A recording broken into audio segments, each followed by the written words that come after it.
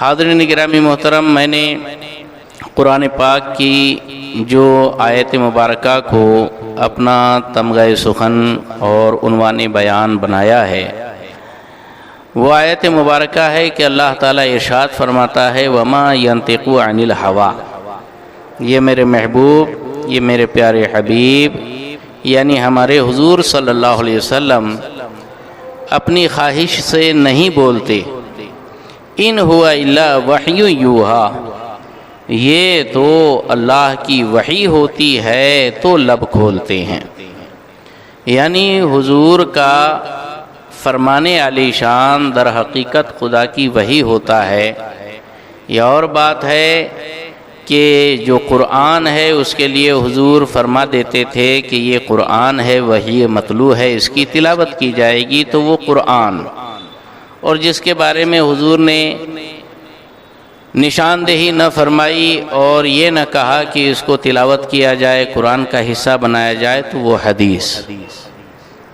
بہرحال حدیث ہو یا قرآن ہو، یہ اللہ کی طرف سے حضور پر جو وحی ہوتی ہے اسی کا بیان ہے۔ اس لیے جیسے قرآن کو نہیں جھٹلایا جا سکتا، ویسے ہی حدیث پاک کو بھی جھٹلایا نہیں جا سکتا بلا دلیل۔ حدیث کی بڑی اہمیت ہے۔ حدیث کی کتابوں میں ایک زبردست کتاب ہے طبرانی شریف۔ امام طبرانی رحمۃ اللہ تعالی علیہ نے یہ کتاب تحریر فرمائی۔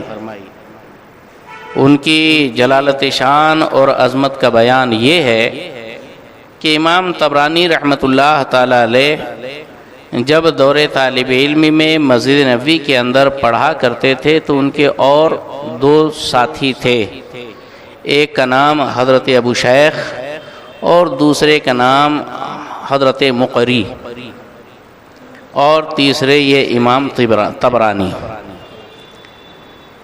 پڑھنے کے لیے مسجد نبوی کے اندر تھے، اپنے ملک کو، اپنے دیش کو، اپنے گاؤں کو خیر بات کہہ کے سفر کر کے مدینۃ الرسول میں آ کر مسجد نبوی میں درس حدیث لیتے تھے۔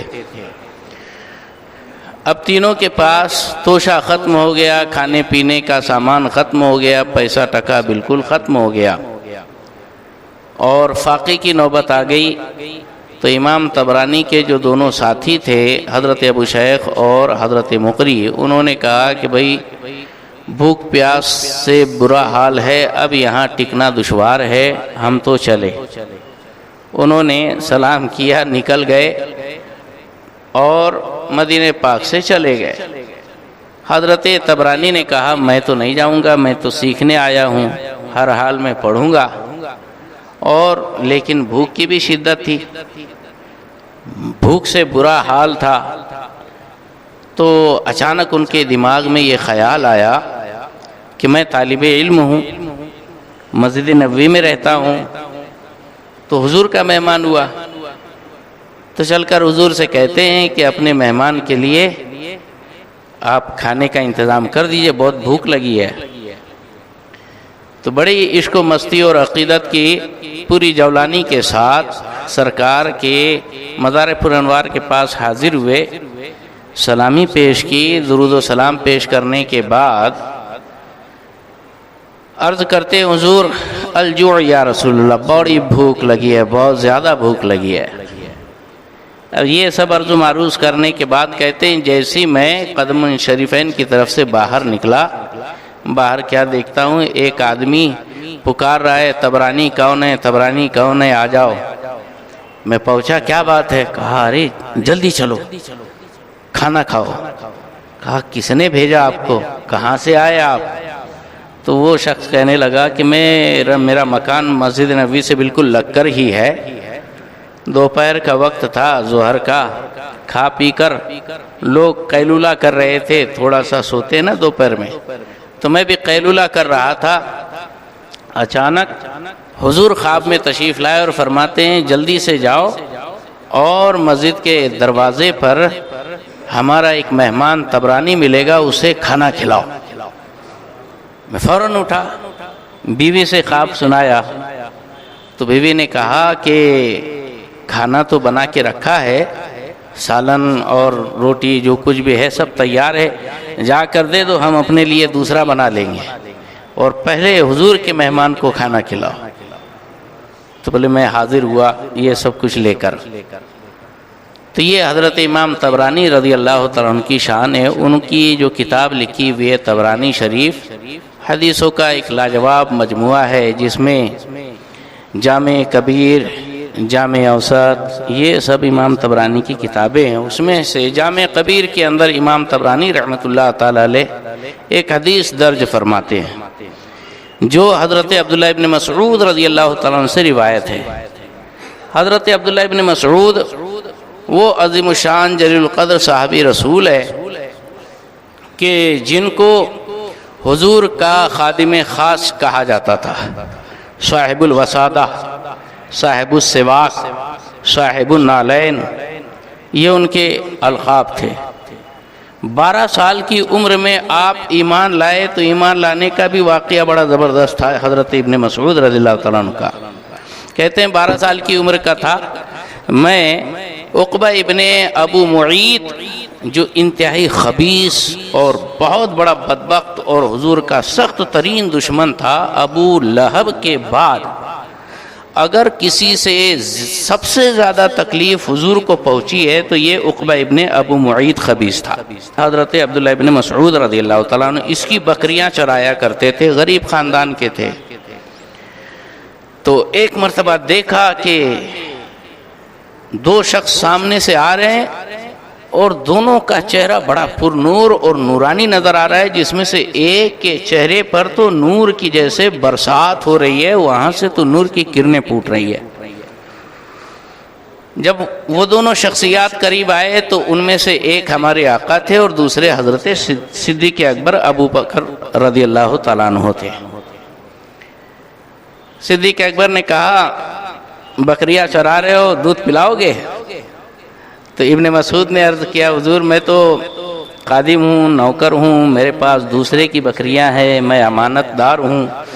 تو صدیق اکبر نے کہا کہ اچھا تمہارے پاس کوئی پاٹ یعنی ایسی بکری کا بچہ جو ابھی تک اس کو بچے ہی نہیں ہوئے، زندگی میں دودھ ہی نہیں اترا ہے، اس کو ایسی کوئی بکری بتاؤ۔ کہا یہ ہے۔ تو سرکار پاک صلی اللہ علیہ وسلم نے اس پر دست شفقت پھیرا۔ حضور کا دست کرم پھیرنا تھا کہ اس کے تھن میں دودھ اتر آیا۔ سرکار نے دودھ نکالا، خود بھی نوش فرمایا، پہلے تو ابن مسعود کو عطا فرمایا، پھر صدیق اکبر کو عطا فرمایا، پھر خود بھی نوش فرمایا۔ پھر حضور فرماتے اقرض کہ اے تھن سکڑ جا، پھر بکری جیسے پہلے تھی وہی پوزیشن میں آ گئی۔ ابن مسعود رضی اللہ تعالیٰ نے یہ معجزہ دیکھا تو جان گئے کہ یہ سچے پیغمبر ہے، اور اس معجزے کی وجہ سے وہ ایمان لے آئے۔ سرکار پاک صلی اللہ علیہ وسلم کے ایسے ہو کر رہ گئے، چھوڑ دیا عقبہ ابن معیط کی نوکری اور سرکار کی نوکری پہ لگ گئے۔ اینی ٹائم، ہر وقت حضور کے دربار میں حاضر رہتے، حضور کی نالین شریفین بغل میں دبا کے رکھتے، سینے سے لگا کے رکھتے، مسواک شریف پکڑ کے رکھتے، جب مسواک کی ضرورت ہو مسواک پیش کر دیا، جب حضور کہیں جانا چاہیں تو فوراً نالین شریفین بچھا دیا۔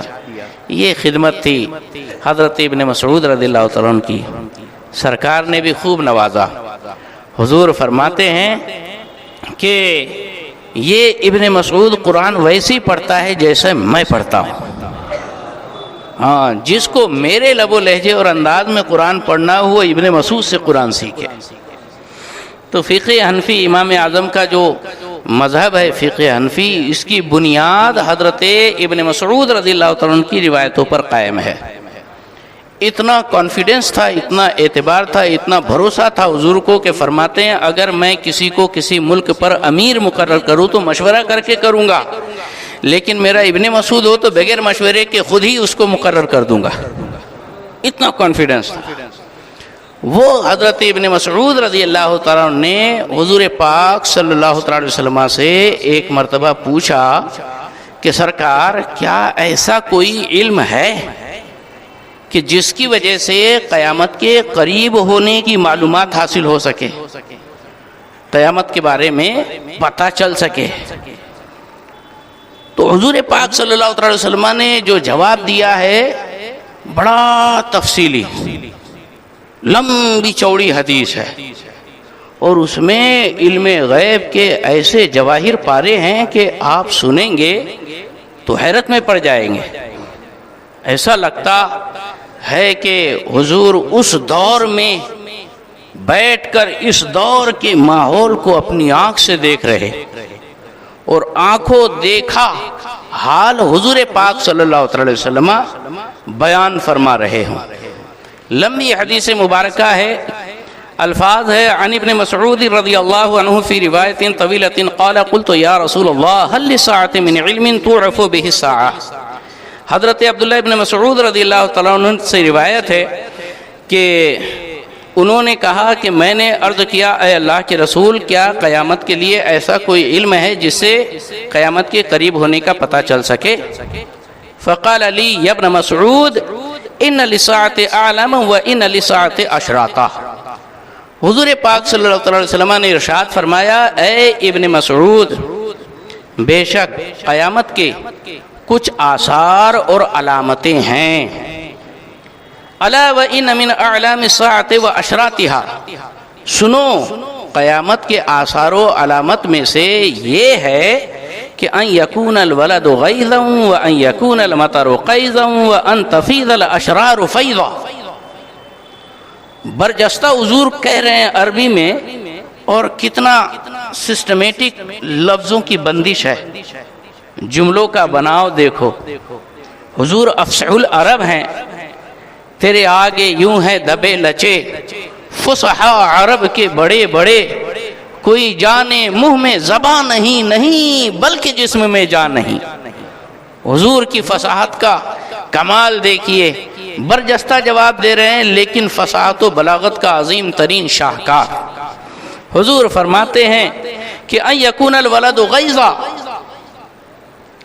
اولاد قرب قیامت میں نافرمان ہوں گی، اور اولاد یہ نافرمان ہونے کی وجہ سے ماں باپ کے واسطے غصے اور غم کا سبب بنے گی۔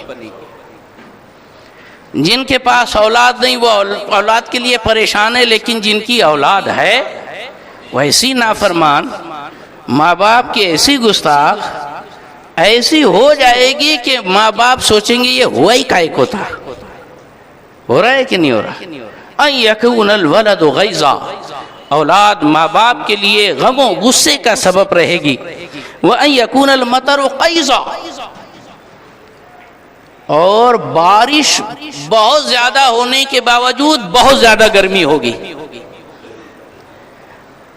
ہے حیرت کی بات، ارے صاحب بارش ہوتی تھی تو ٹھنڈا ٹھنڈا کول ماحول ہو جاتا تھا، لیکن آج کل بارش زمانے بھر کی ہو رہی ہے، اتنی ہو رہی ہے کہ ملک بہ جا رہے ہیں، لیکن حال یہ ہے کہ گرمی سے انسان بالکل پریشان نظر آتا ہے۔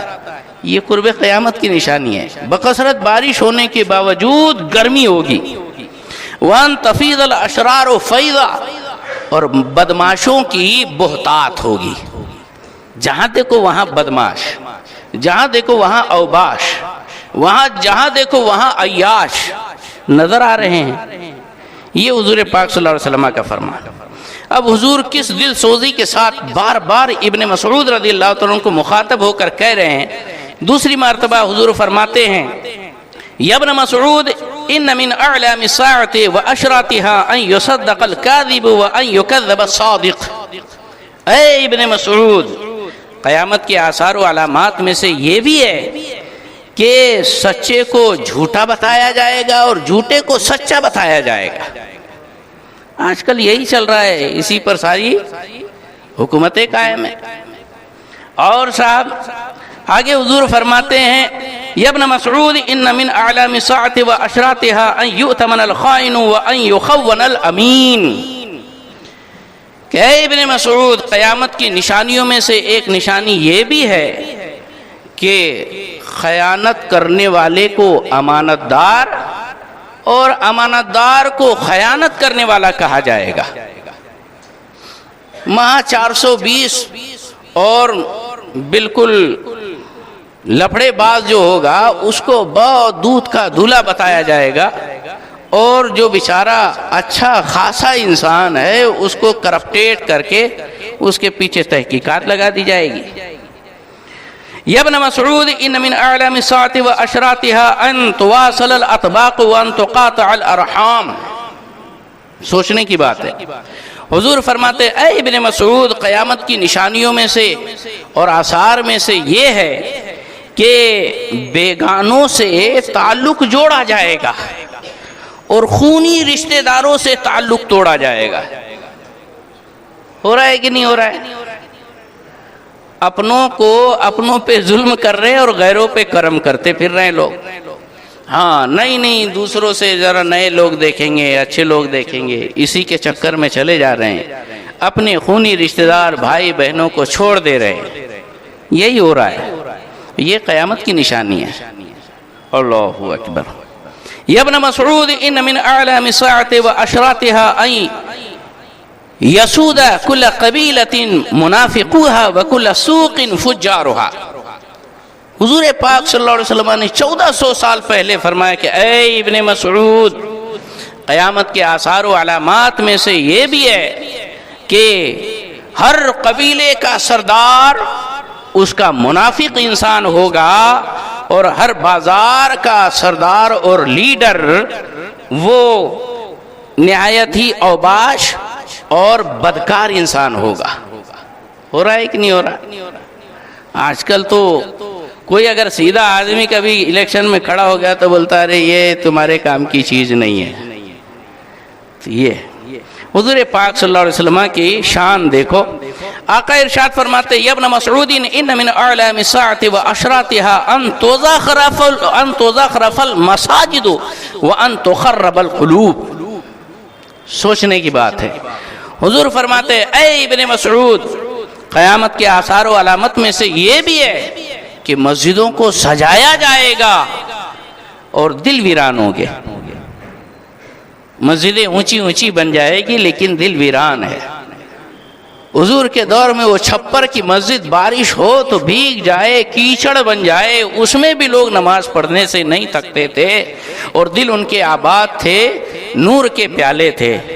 اور آج پکی اے سی پنکھے والی گالیچے والی شاندار مسجدیں ہیں، لیٹرین کا انتظام، باتھ روم کا انتظام، وضو خانے کا انتظام، سب کچھ ہے.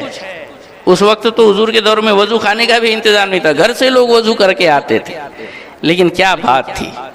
اور آج دل ویران ہے، دل ویران ہے. مسجدیں آباد کر رہے ہیں، مسجدیں سجائی جائے گی اور دل ویران ہوگے. یا ابن مسعود ان من اعلام الساعة واشراطها ان يكون المؤمن في القبيلة اذل من النقد. یہ بھی بہت زبردست چیز ہے. اے ابن مسعود بے شک قیامت کی آثار اور علامات میں سے یہ بھی ہے کہ ایک مومن پورے قبیلے سوسائٹی کے اندر بھیڑ بکری جانوروں سے بھی گیا گزرا ہوگا. ایک جانور کی وجہ سے کئی انسان کو پریشان کر دیا جاتا ہے. یا ابن مسعود ان من اعلام الساعة واشراطها ان يكتفي الرجال بالرجال والنساء بالنساء. سن لو، اس پر تو تشریح کے لیے زبان بھی نہیں کھل سکتی. اے ابن مسعود بے شک قیامت کی نشانیوں اور آثار میں سے یہ ہے مرد سے اور عورت سے اپنی خواہش نفس پوری کر لیں گے. یا ابن مسعود ان من اعلام الساعة واشراطها ان تخسف المساجد وان تعلو المنابر. اے ابن مسعود قیامت کے آثار و علامات میں سے یہ ہے کہ مسجدیں کثرت سے ہو جائے گی اور ممبر بڑے اونچے اونچے بنائے جائیں گے. کچھ مسجدوں میں دیکھا ہوگا آپ نے، عرب سعودیہ میں جا کے لمبے لمبے اونچے اونچے ممبر ہوتے ہیں. آگے حضور پاک صلی اللہ علیہ وسلم ارشاد فرماتے ہیں یا ابن مسعود ان من اعلام الساعة واشراطها ان يعمر خراب الدنيا ويخرب عمرانها. کہ اے ابن مسعود قیامت کے آثار و علامات میں سے یہ ہے کہ دنیا کا ویران حصہ آباد کیا جائے گا اور جو آبادیاں ہیں ان کو ویران کیا جائے گا. ہو رہا ہے کہ نہیں؟ اچھی خاصی آبادیاں جھوپڑ پٹیاں ہٹا دی جاتی ہے اور اچھے خاصے ویران جگہوں پر بڑے بڑے ٹاور بنا دیے جاتے ہیں۔ یا ابن مسعود ان من اعلام الساعة واشراطها ان تظهر المعاطف وتشرب الخمور۔ اے ابن مسعود، قیامت کے آثار و علامات میں سے یہ ہے کہ گانے باجے کے ساز و سامان عام ہو جائیں گے اور شراب خوب پی جائے گی۔ گانے باجے کے ساز و سامان کتنے عام ہو گئے، ہر موبائل کے اندر گانا باجا ہے، کان کے اندر لگا کے سن رہا ہے بیچارہ، دھن کے اندر چلا جا رہا ہے۔ شرابیں اتنی پی جا رہی ہے کہ کیا کہنا، کوئی اس کو انرجی ڈرنک بول کر پی رہا ہے تو کوئی بول رہا ہے جو کا پانی بول کر پی رہا ہے، یعنی نام بدل کے۔ شراب ہے بس ختم، اس کو نام آپ کتنا کیوں نہ سندر دے دو وہ اچھا ہونے والا نہیں۔ یا ابن مسعود ان من اعلام الساعة واشراطها شرب الخمور۔ حضور نے دوبارہ تحریر ارشاد فرمایا، اے ابن مسعود، بے شک قیامت کے آثار و علامات میں سے یہ ہے کہ طرح طرح کی قسم قسم کی شرابیں اور نشے کی چیزیں پی جائے گی۔ خمر کہتے ہیں ما یخامر العقل، جو عقل کو معوف کر دے وہ خمر ہے، یعنی ہر نشہ خمر ہو سکتا ہے۔ لہذا جو ایم ڈی ہے، گردہ ہے، پھر تمہارے کیا کہتے ہیں وائٹنر ہے، پھر ارے صاحب بریڈ کے اندر باقاعدہ وہ کون سا کیا کچھ لگا کے اس کو باقاعدہ ایسا کھاتے ہیں لوگ نشہ آنے کے لیے، کلر کے ڈبے، اس کے اندر کیا کیا رہتا ہے وہ سونگ سونگ کے نشہ کرتے ہیں۔ طرح طرح کے نشے عام ہو جائیں گے۔ یا ابن مسعود ان من اعلام الساعة واشراطها الشورة والغمازون واللمازون۔ اے ابن مسعود، بے شک قیامت کی نشانیوں میں سے اور آثار میں سے یہ بھی ہے کہ شرطتن من پولیس، اس کی جمع شرط، پولیس بہت زیادہ ہوگی، لیکن اس کے بعد بھی ہو رہا ہے۔ غمازون، چگل خور بھی زیادہ ہوں گے، باقاعدہ اس کے ٹپ پہنچانے والے ٹپر۔ لمازون، اور باقاعدہ تانا زنی کرنے والے، کبھی حضور کی شان میں تو کبھی صحابہ کی شان میں تو کبھی کس کی شان میں، بہت زیادہ ہو جائیں گے لوگ۔ یا ابن مسعود ان من اعلام الساعة واشراطها ان يكثر اولاد الزنا۔